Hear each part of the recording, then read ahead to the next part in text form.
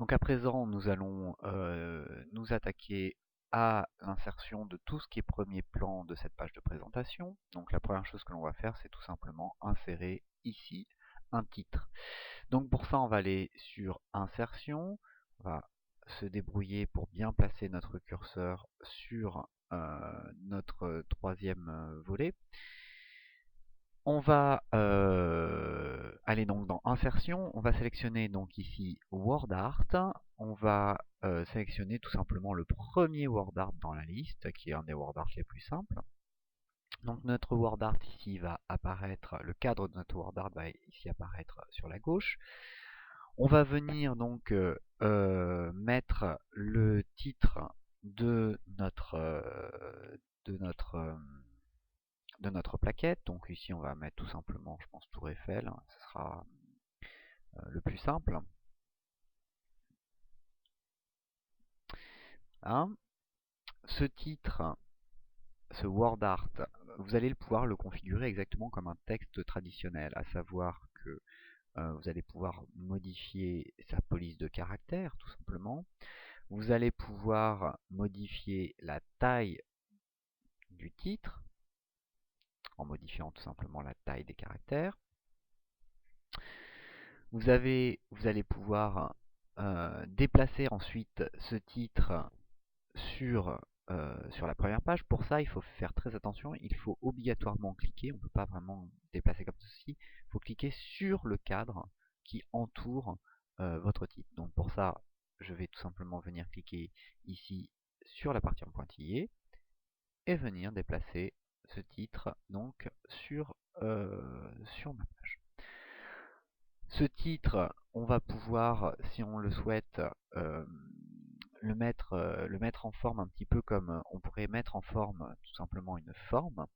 Pour ça, on va avoir dans Outils dessin format tout un espace ici réservé à la mise en forme des WordArt. Pour ça, vous avez donc trois listes déroulantes importantes qui sont dans un premier temps de 1 la couleur de mon texte. Deuxième chose, on va pouvoir mettre en forme la couleur de contour du texte. Donc là, on va rester toujours dans les mêmes tonalités. J'ai réutilisé le bleu que j'ai utilisé jusqu'à présent, comme ici. Et ensuite, vous avez une petite palette d'effets qui vous permet de rajouter des ombres, si vous le souhaitez, qui va vous permettre de détacher un petit peu le texte de son arrière-plan. Vous avez la possibilité de rajouter des effets de réflexion, qui permet de rajouter une petite réflexion comme ceci en dessous du titre. Donc ici, c'est pas super bienvenu, c'est pas très très joli. Et ensuite, vous avez tout un tas de choses qui ne sont pas forcément extrêmement utilisées à présent maintenant, comme un contour lumineux, une idée de faire un texte qui est biseauté. Ça, ça a été très utilisé à une époque, ça l'est beaucoup moins maintenant.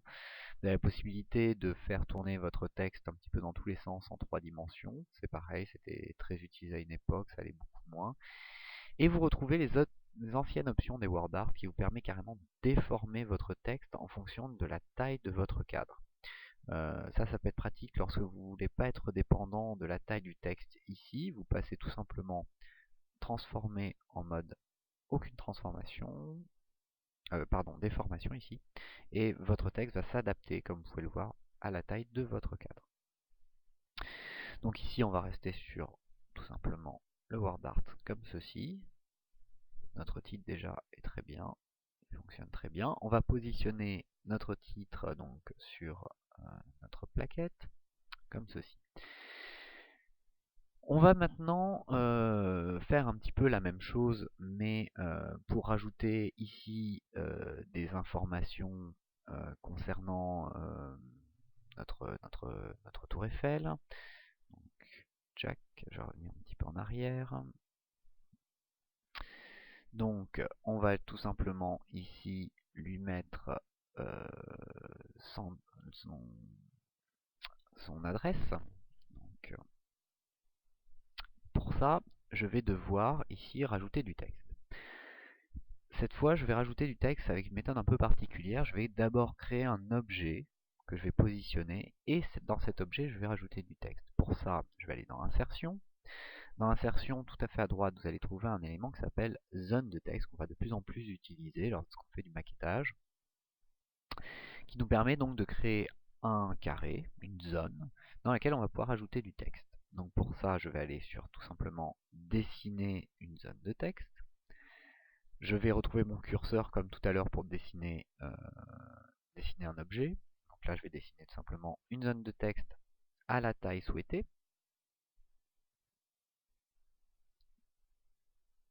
Hop, je fais un petit zoom sur cette zone de texte. Je vais placer mon curseur donc dans cette zone de texte. Je vais venir coller, toujours pareil, à l'aide du collage spécial, texte en mise en forme. Je vais venir coller ici mon adresse, donc Champ de Mars, 75 000, non c'est dans le 7e, je ne me rappelle plus, ouais, Paris 7e, donc 75 007 Paris, voilà. Je vais venir mettre en forme un petit peu ce texte, histoire qu'il soit correctement mis en forme. Donc je vais le mettre par exemple au milieu. Je vais lui donner encore une fois une couleur. Tac. Je vais l'agrandir légèrement, histoire qu'il soit quand même bien visible. Et comme vous pouvez le voir, pour l'instant, il est contenu dans un champ qui est blanc avec un contour noir, ce qui n'est pas forcément très joli. Pour ça, je vais tout simplement aller dans sélectionner ma zone de texte, aller dans Outils dessin format, et dans Outils dessin format, je vais retrouver exactement toutes les mêmes fonctionnalités que j'avais pour tout simplement nos formes qu'on utilisait tout à l'heure. Donc, je vais tout simplement enlever la couleur de remplissage, ce qui va me permettre de supprimer l'arrière-plan, et enlever ici le contour, ce qui va me permettre de faire une zone de texte qui sera totalement invisible une fois désélectionnée, mais qui laissera tout simplement le texte ici apparent. Voilà donc l'idée pour cette première page. Alors bien entendu, on pourrait la travailler nettement plus. Là, j'ai mis vraiment des informations très simples, très peu d'informations, des informations très simples. Vous avez la possibilité de faire beaucoup de choses. Vous avez notamment la possibilité, à l'aide toujours des formes, de pouvoir compléter énormément votre design. Et pourquoi pas faire des choses un petit peu plus travaillées, par exemple avec une courbe qui suivrait comme ça la tour Eiffel. Donc pour ça, vous avez des éléments de ce type-là, de ce type ligne, qui vous permet de faire des choses assez sympathiques. Je vais vous en montrer une utilisation, ça sera pas très très joli, donc après je l'effacerai, mais c'est juste pour vous montrer que vous avez beaucoup de possibilités à ce niveau-là. Donc par exemple, là je vais faire tout simplement une courbe qui va suivre ici ma tour Eiffel, qui va entourer ma tour Eiffel. Donc pour ça, je vais placer un premier point ici grâce à un clic. Lorsque je bouge ma souris, je vais avoir un trait qui va suivre mon premier clic. Donc je vais placer un deuxième point et je vais créer ma première courbure. Ok. Donc là, je vais remonter. Je vais placer mon deuxième point. Ah, je m'y suis mal pris. Je vais dézoomer un petit peu, sinon je ne vais pas pouvoir accéder au haut de ma feuille. Donc insertion, forme, voilà, courbe. Donc je vais placer mon premier point. Mon deuxième point, je vais créer la courbe. Ensuite, mon troisième point. Je vais faire le haut de ma courbe, comme ceci. Tac. Et pour terminer ma courbe, j'ai tout simplement double-cliqué afin de terminer cette courbe-là. Je vais faire la même chose à présent de l'autre côté. Donc pour ça, même action. Je vais dans insertion, courbe, placer mon premier point, placer mon deuxième point courbé, placer mon troisième point, et je m'y suis encore très mal pris, je vois pas le haut. Ah là là. Donc, je reprends, courbe, je place mon premier point, mon deuxième point, donc mon troisième point à peu près là, et je viens terminer avec un double clic. Voilà. Donc j'ai fait quelque chose qui n'est pas excessivement joli, qui demanderait à travailler beaucoup plus, mais qui va me permettre donc de créer deux courbes. Ces deux courbes, je vais tout simplement pouvoir les paramétrer. Je vais pouvoir changer notamment la couleur de ces courbes. Donc là, je vais prendre une couleur et les mettre en petits pointillés, comme ceci, comme si je pouvais détourer la tour Eiffel et la découper. Clac. Et histoire de faire quelque chose d'un petit peu plus discret, je vais passer ces courbes. Donc j'ai sélectionné ma première courbe, je vais la reculer afin de la descendre en dessous de mon titre. Je vais faire la même chose pour la deuxième courbe afin de me déplacer pareil en dessous de mon titre. Et ce que je vais faire, c'est que je vais tout simplement les rendre légèrement plus transparents. Donc toujours grâce aux options de style de forme ici, dans la partie qui s'appelle couleur du trait, je vais trouver ici mes options de transparence et je vais rendre cette courbe très transparente, à 77% par exemple.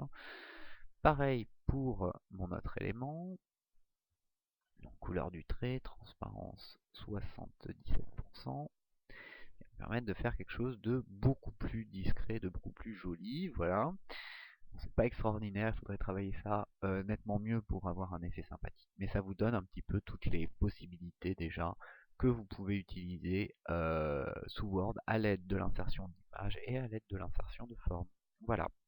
Prochaine étape, on va s'occuper de toute la partie qui se trouve ici, c'est-à-dire la partie arrière de ma plaquette.